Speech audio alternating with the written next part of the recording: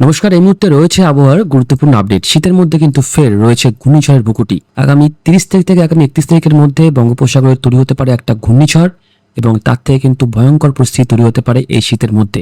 এই মুহূর্তে যা দেখতে পাচ্ছি আগামী 27 তারিখ থেকে আগামী 28 তারিখের মধ্যে দক্ষিণ চীন সাগর থেকে প্রবল পরিমাণে জলীয়বাষ্প আমাদের বে অফ বেঙ্গল অর্থাৎ বঙ্গোপসাগরে দিকে ঢুকছে এবং সেই মুহূর্তে আমাদের বঙ্গোপসাগরে ঘূর্ণাবর্তটি তৈরি না হলেও সেটা কিন্তু তৈরি হবে আমাদের ভারত মহাসাগরে। এই ভারত মহাসাগরে কিন্তু এই ঘূর্ণাবর্তটি তৈরি হবে। এরপর কিন্তু সেটা আস্তে আস্তে আমাদের উত্তর পশ্চিম দিক বরাবর কিন্তু এগিয়ে যাবে এবং আগামী 29 থেকে আগামী 30 তারিখের মধ্যে কিন্তু এটা আমাদের বঙ্গোপসাগরে পৌঁছে যাবে।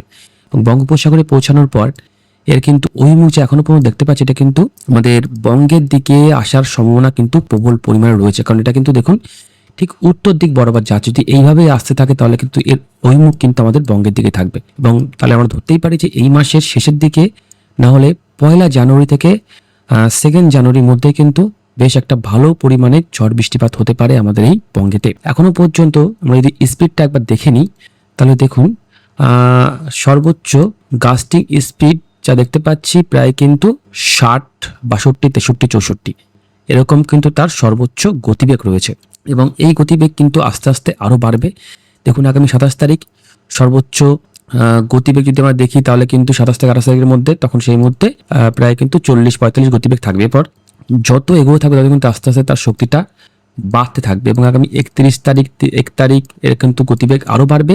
সেই মুহূর্তে তার সর্বোচ্চ স্পিড কিন্তু প্রায় 65 থেকে 70 কিলোমিটার গতিবেগ অ্যাচিভ করে নেবে এবং এটা কিন্তু এই মুহূর্তে ওই মুখ যা দেখতে পাচ্ছি আমাদের বঙ্গের দিকে আসার সম্ভাবনা কিন্তু বেশ ভালো পরিমাণেই থাকবে, বেশ ভালো পরিমাণে কিন্তু থাকছে এবং অবশ্যই আমরা এদিকে চোখ রাখবো কি পরিস্থিতি তৈরি হয়। এবং ফের কিন্তু বৃষ্টিপাত শুরু হবে, আমাদের বঙ্গোপসাগরে বৃষ্টিপাত শুরু হবে এবং আন্দামানে কিন্তু প্রবল পরিমাণে বৃষ্টিপাত রয়েছে।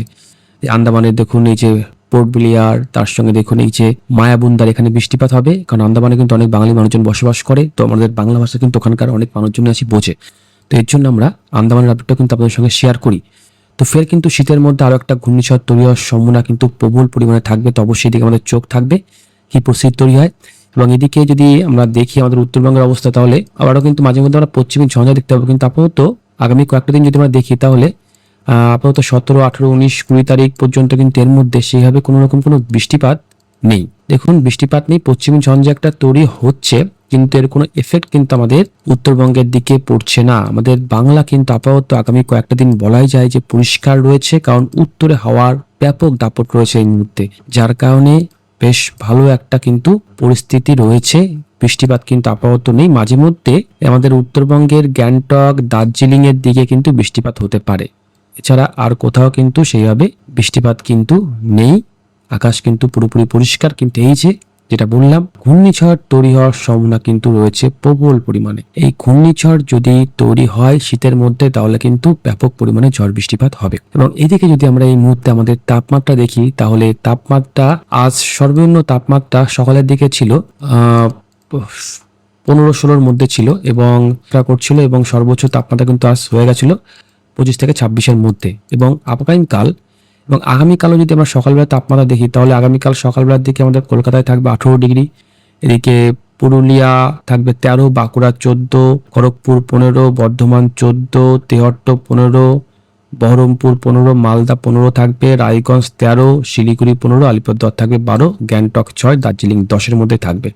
এবং সর্বোচ্চ তাপমাত্রা যদি আমরা দেখি তাহলে কলকাতা থাকবে 28, কৃষ্ণনগর থাকবে 25, খুলনা 28, বরিশাল 27, এদিকে ময়মনসিংহ থাকবে 27, রংপুর 26, আলিপুরদুয়ার 26 মধ্যে থাকবে এবং উত্তরবঙ্গে 26-27 মধ্যে ঘোরাফেরা করবে। এবং এদিকে কিন্তু দক্ষিণবঙ্গে তো এই 26, 27, 28 মধ্যে তাপমাত্রা কিন্তু ঘোরাফেরা করবে। এবং ত্রিপুরাতেও কিন্তু যা দেখতে পাচ্ছি আগরতলা 28 থাকবে, আমবাসা থাকবে 28, এদিকে আসামের দিকেও 25 থেকে 26 মধ্যে তাপমাত্রা কিন্তু ঘোরাফেরা করবে।